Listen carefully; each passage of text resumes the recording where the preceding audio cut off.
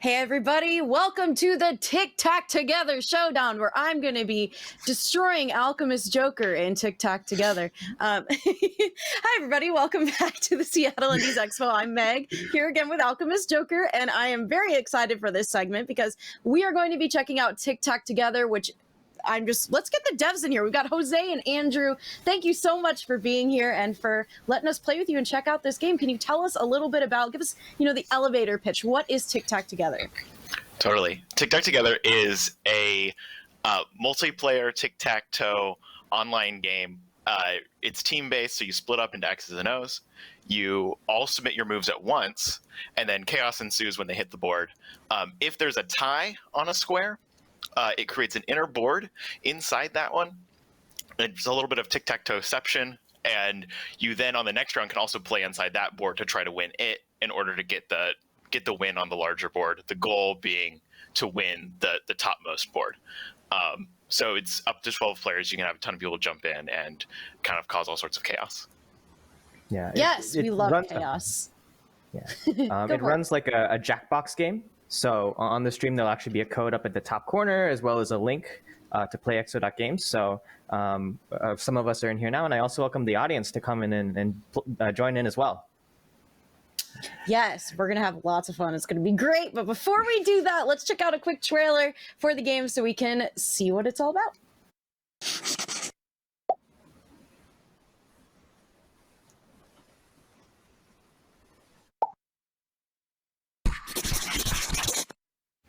Micro.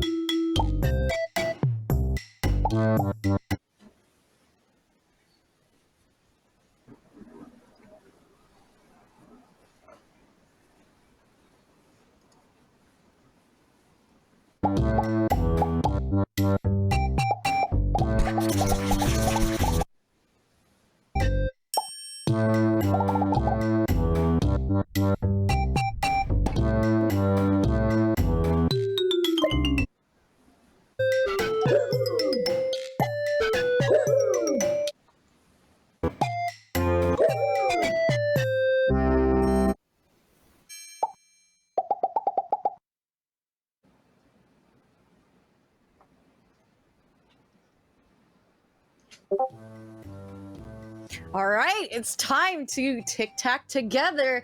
Everybody in chat is welcome to join. The code is right there on screen. Use code 4681 if you would like to join. I want you to know that we've been having this lovely cooperative hosting session with Meg, and it's been delightful. And then Meg had to make it personal. So now we're just going to have to... Timo! Let's go! It's going to have to get the hat turned because clearly we have now gotten to the business portion of this show. Team X for the win. Let us go and crush the tyranny that is Team O and Meg Cayley. Sounds good. It looks like we've hit max players. We have 6v6, so I'll go ahead and get the game started. And all right, from whatever device you're playing from, you'll see things update. So yeah. So from your device of choosing, you should be able to select a spot on the board. You'll be able to kind of see what other people are doing as well, so you can kind of strategize. And then you can also like stack spots as well. So there's kind of a, you can kind of you can try to spread out, or you can double up on spots to try to secure them more. And then once everybody has submitted their moves, we'll kind of see the chaos ensue. This is really cool. I just want to say for anyone who can't see like the back end of what we're doing right now, everybody has their window up, and I can see in real time where everyone else on Team O is putting their character, and it's really, really cool. This is awesome. Oh yeah, Meg, you probably want to hit submit on the thing. Oh, did I not? Yeah, it looks like, or maybe it's a bug. That also could be it too. Oh, there you go. I submitted. Just in time. Oh, the little O holding his phone. Cute. We had to have a big conversation about holding the phones because we had to discuss whether or not it was like cute or cursed to have them like grow hands for that purpose. I think it's adorable. Jose originally Big designed win. the characters, and I drew them holding the phones. I'm like, Jose, is it okay if I put hands on your characters? But yeah, now as you can see, the board's a lot more complicated. We have a couple more inner boards on the side, and if we want to win those spots, you have to win those inner boards.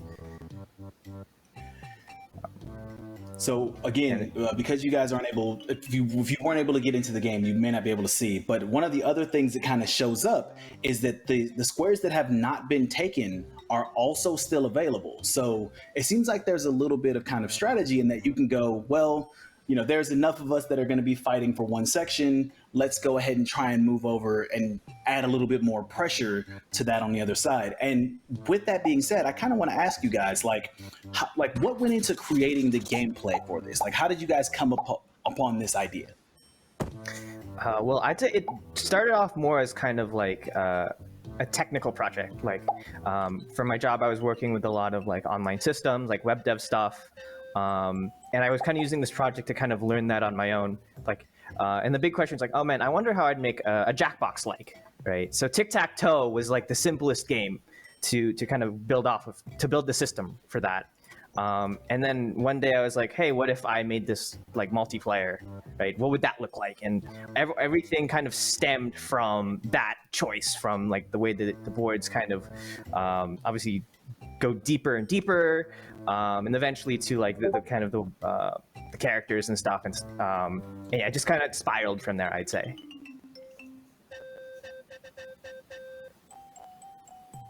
Yeah, at some point we had a conversation where we were like finishing things up more, and I was like, this game kind of designs itself at some point. Like we had to answer questions about things that happen in edge cases, but for the most part, it's like it's recursive tic-tac-toe. If you tie, it creates a board, and like we sort of had that on the table like day one, once like the prototype was done, and then it was just sort of from there on out, I was just sort of like building things around that to sort of just like encourage people to engage with like the mechanic that like the one pure mechanic of the game.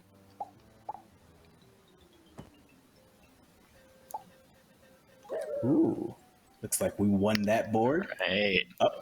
It's kind of looking like, I mean, call me crazy. Let's go. Kind of looks like a victory No, for Team no, X. no. We have vanquished the tyranny of Team O together. Oh no. Don't worry, so we'll get them next time. So Man, yeah, we'll get him next time. Right, yeah, let me start up another game and we can get back at it. So there's a question from chat that I revenge. definitely want to ask, which is there an in-game chat feature within this game so that you can kind of chat with your team? At the moment, no. Currently, like the only kind of in-game communication you have is kind of where you can kind of see where your teammates are putting their moves, right? But outside of that, there's no in-game features for that. The idea behind this game was it was meant to, like, again, kind of to build off of the kind of Jackbox mentality. So it's really meant for people who to kind of sit in the same room or in like the same Discord call and play together, right? And a lot of the banter and kind of fun happens from that like physical interaction, right? So especially when you're in like the same call, like X's are trying to communicate with each other without having the O's talk to each other and stuff like that. And like a lot of chaos can ensue from there too, even between teams, because you can see where people are placing moves, and sometimes you don't agree with where they're putting their stuff, right? Mm-hmm. And there's that fun moment where you see someone's placing something somewhere and you don't know why, and you have to decide. You have to look at the time and decide: am I going with them, or am I going to need to try to convince them to do my thing?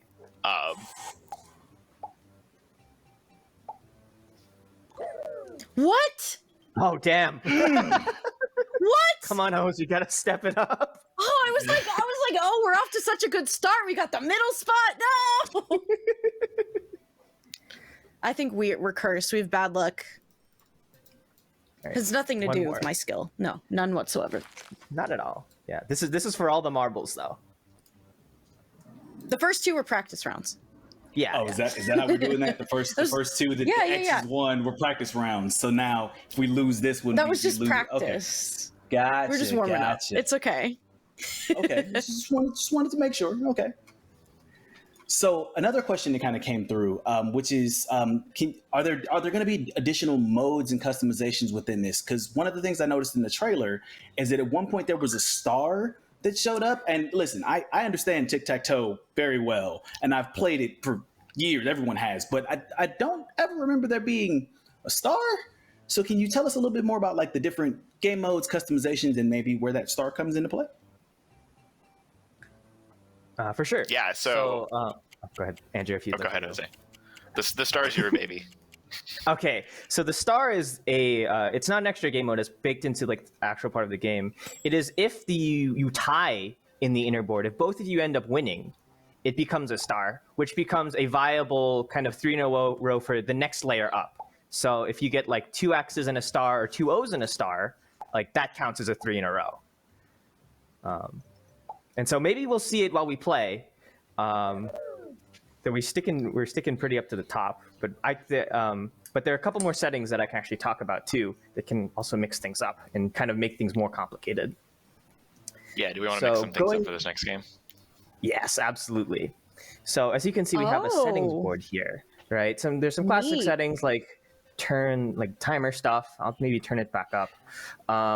But there's also stuff like initial boards. So I can set initial boards to 3, and we kind of have some boards to start out with, so things can get more complicated. Let me go back to settings. There's some more kind of refinements to that, and also we can up the player move count. So now, just so everybody knows, everybody has 3 moves that they can place on the board, and so the kind of things get more complicated now, and you can have more strategy, more variation. So I'll kind of head and go get things started again. And so now, you mentioned earlier. Go ahead. Go ahead. Now from your phone, you'll be able to submit more than 1 move. Cool. So earlier you were talking a little bit about, the art style and how you design these cute little characters. And I love the art style. I keep watching how their little eyes keep moving around, and I just think they're really adorable. I'm curious about what kind of inspired this art style and what made you take this direction with it. So the kind of big inspiration was like this. This is Tic Tac Toe. This is a game you play when you're like in 4th grade. Right. And so it's like I decided to kind of lean into that a little bit more. So like that's why the characters are kind of scribbly. Like that's why everything's kind of designed as like pen and paper. The lines are kind of like crude like pencil drawings. Right. And even the music kind of gives off that very kiddish vibe. I think Andrew, who made the music, when he was asking me kind of what is kind of the vibe you want to go for here, it was I described it to him as like I wanted to feel like I'm in 5th grade drawing Pokemon in my notebook when I'm supposed to be learning how to like multiply by 5. And that's an allegory. I definitely know how to multiply by my 5s. So Miss Ryan, if you're listening, don't worry about that. I think another big influence for me, like later on in the process, you can see that there's a lot of like interactions between the characters as they're getting set down. So like the X and O are kind of beefing with each other and things like that. Little angry face. Yeah, a big. I don't know if anyone has ever played Chuzzle back in the day. It's an old PopCap game, a little puzzle game, and that had a bunch of characters who were a bunch of like little fuzzballs with googly eyes on them. So when we were designing all those little interactions, I was thinking like, what would those guys do? It's like an old like 90s game. It's old, but like just thinking like, what would those characters do if you were clicking on them? Because they were really responsive like that too. This may be O's game. It looks like they're up by a decent amount now. Let's go O's. This is our comeback. I believe in the power of X. I do love the side eye that each of like there's the O in the upper right that's like I'm safe, everything's good, but then there's the X and the O in the middle that are just like, giving each other the side eye like I know you're there, X. Yeah, I can see you too, O. I'm loving the vibe of that. Like the no doubt beef that is going to be created from this game is something that I'm tremendously looking forward to. And you mentioned kind of the art style and things like that. How many members is your team in putting this game together, and how long did it take to put together? It's just the two of us. It actually started just Jose for a long time. And he worked on that prototype he was talking about before. And then we ended up playing that prototype together with some friends one day, just like talking about our old games.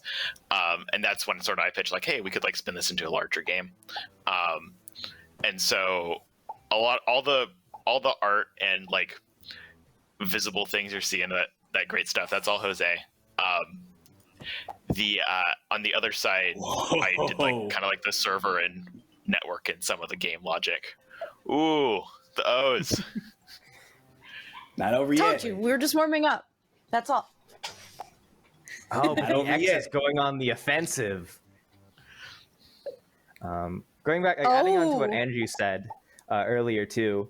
The way I like to put it is Andrew did all of the hard stuff. He did all of the networking and the web stuff.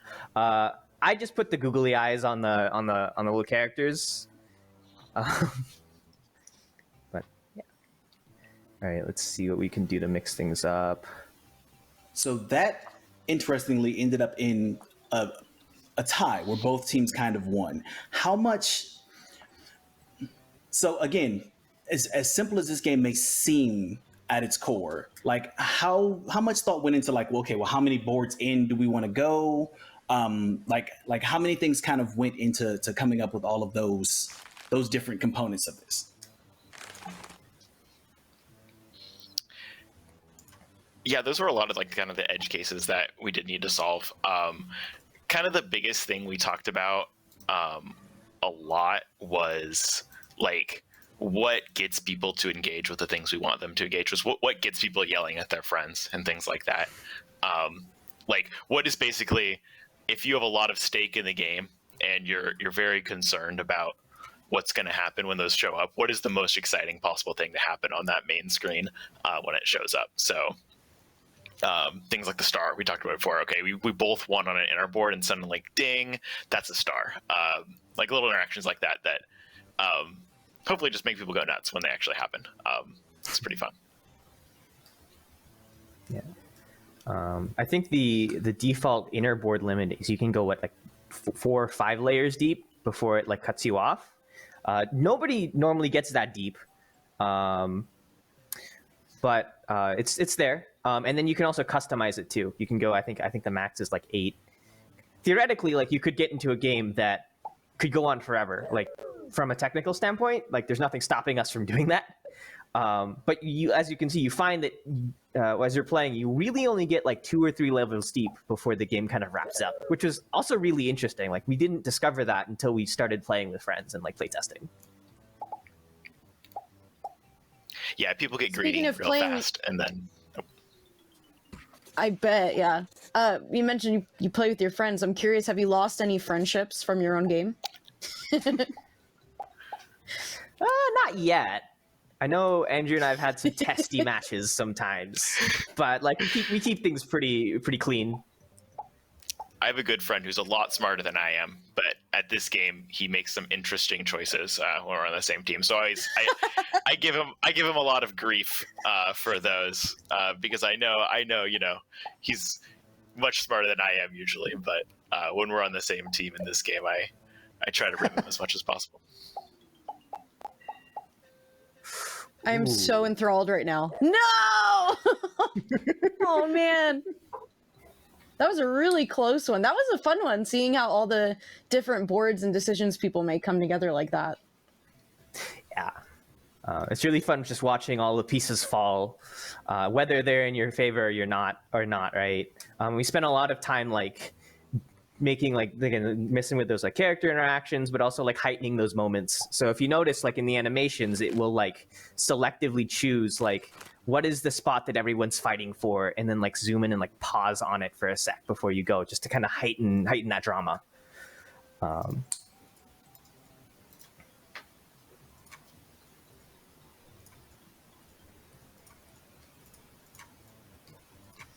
I think the decision to make this game, like you were saying, it's kind of like Jackbox, how people can join in. It's really cool. It makes it such a great stream game because you can stream it as, you know, a content creator and people can join in and play with you. You know, and for your friends too. You just, one of you needs to have the game. But I'm really curious to hear about kind of the thinking behind making that decision and what made you want to implement that in the game. Well, a lot of it was like partially for circumstance, right? Given the situation over the last year, there's not. It's kind of hard to meet with people and play games, especially, and also for our sake, also test games, right?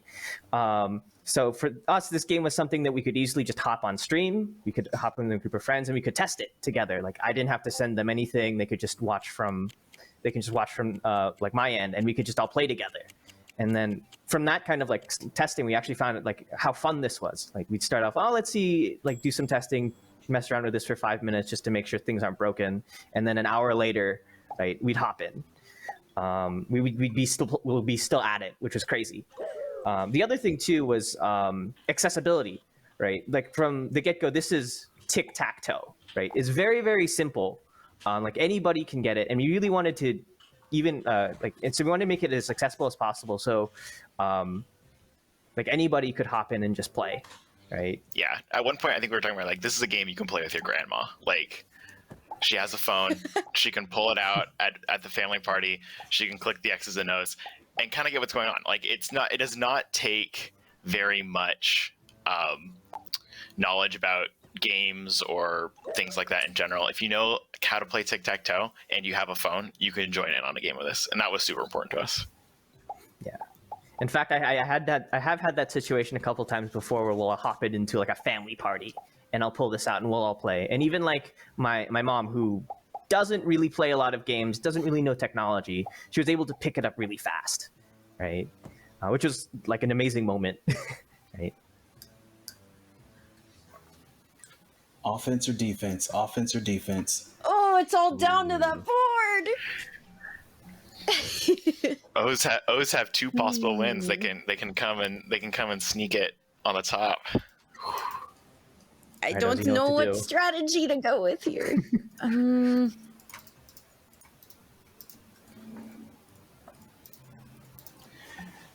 So you mentioned that one of the things that kind of created this game was the necessity of not being able to test in person. And as you were saying, with the last couple of years, we've seen a lot of kind of games that have kind of leaned more into that social aspect.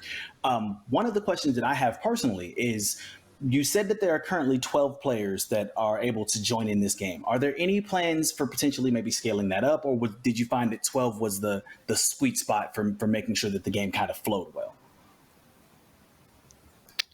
We tested up to 12, is I think kind of the answer to that. We played most with probably 6 to 8, I think is kind of works best. We did a decent amount of testing with less than that too. And we did some testing with up to 12.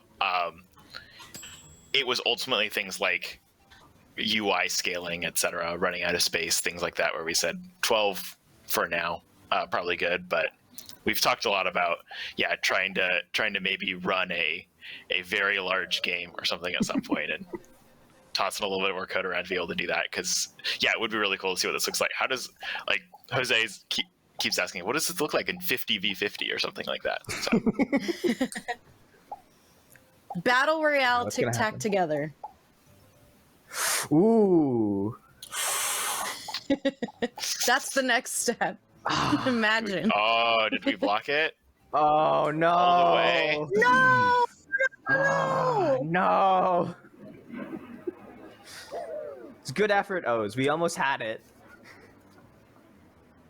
A worthy opponent, the clan of O. What do I want to do? I love how this game has turned me from like just a regular host into like the announcer for some old school like cheesy spaghetti western. Like I just love that game creates that energy.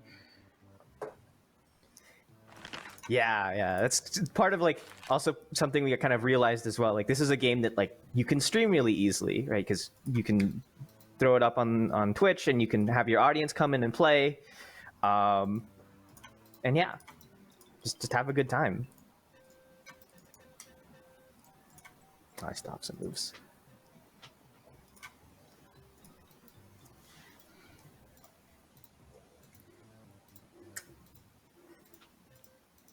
I gotta say, honestly, one of my favorite components of this game so far has been just those super tense, because in hindsight you kind of realize like some of these tense moments may not actually directly affect the outcome of the like entire game. Like sometimes it's just like, did someone go down there and block that one spot? And like, even like, no matter what side you on, you kind of almost find yourself going into like underdog rooting mode. Like you're just like, okay, I know that I'm on Team X, but I think it would be really, really cool if O like happened to just completely sweep that board. Like that would be awesome to do. I wonder how much feedback you guys got from playtesters of people that ended up watching this game. Like because the mark of a game like this that's really, really good is not just how much fun it is for the people that are playing it, but for the guy that's sitting behind there watching it going, can I get in on that next? Like, I'd really like to try that out. So, like, did you guys get to have any opportunities where you got to take it somewhere like PAX or some other event like that where you kind of saw that interaction from the audience? So we haven't taken it to any other events, but I've definitely taken it to things like the Seattle Indies has like a Saturday meetup where I sometimes will show up and hang out. Shout outs to them if they're watching. And a lot of what the time we'll do is I'll just kind of pull it up, and people will like who are just casually there will see the game, and you know they'll again exactly what will happen is they'll be like, oh, this is really cool. I want to hop in, and they can hop in right away. And the really cool thing about this game, and as a spectator, is that you kind of because it's so simple, because it's tic tac toe, you can look at the stream and figure out what's going on like immediately. Like this is tic tac toe Inception. Right, which kind of again helps bolster that like, man, this is really cool. Especially when like really interesting, really crazy moments happen. It bolsters that feeling of I want to play too, right? So I saw a lot of that. We saw a little bit of that when we were playtesting it early on as well, like with folks. But yeah.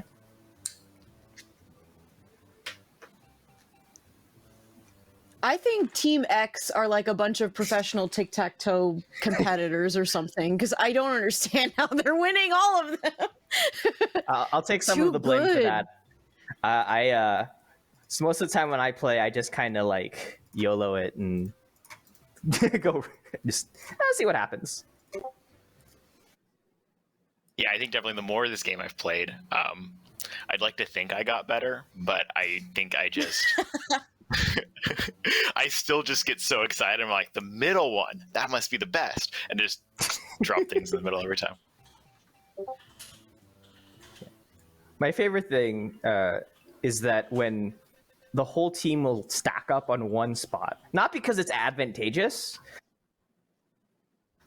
right? They'll just everyone on like the center board and see what happens.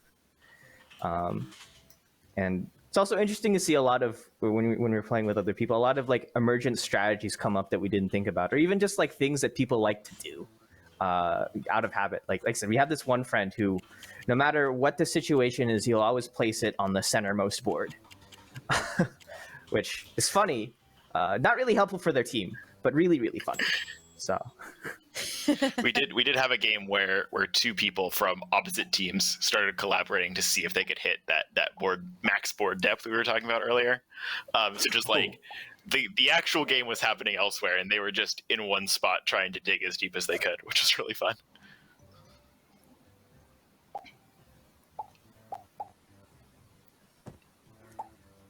So one other thing I saw in the settings is that you can cut down on the amount of time each player has to kind of like set their X's. Do you have any suggestions on like different ways that those kind of things can make the game either more difficult or more entertaining or more chaotic? Because I feel like if you gave people like maximum number of moves and minimum number of spaces to place them, it just becomes okay, go. We need to put these down as quickly as possible. Yeah, I mean, actually, we have played. That. Oh, yeah. We have played those exact settings before. It becomes very silly very quickly because if one team is just clicking literally anything, they will win. And if like another team thinks about it too much, they might lose. Yeah.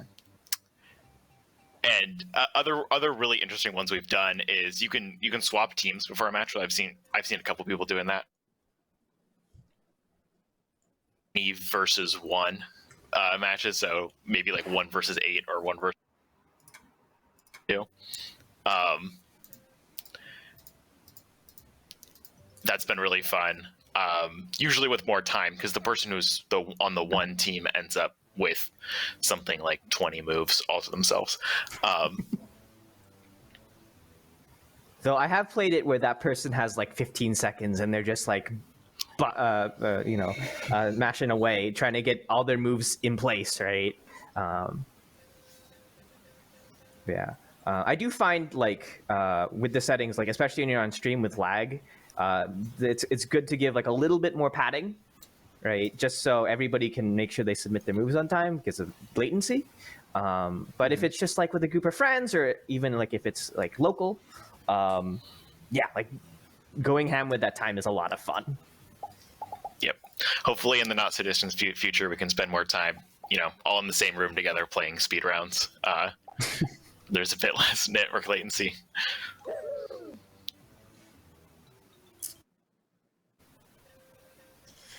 Well, unfortunately, I'm really sad we're not going to get to see exactly how this game ends because we are short for time. But I think we can just chalk it up to a win for Timo, honestly. Yeah. I don't know about that one. I don't know about everybody that who's one. on We can stream give you guys that one. playing.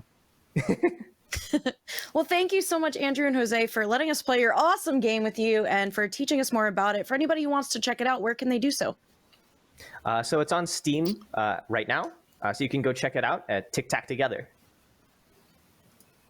Awesome. And before we go, I want to remind everybody watching about the campaigns that we have going on for Seattle Indies Expo. One of them's on Steam and the other was on Tiltify. So look out for links in chat, or you can look down below the video player, and you can always find more information at 6.seattleiNdies.org.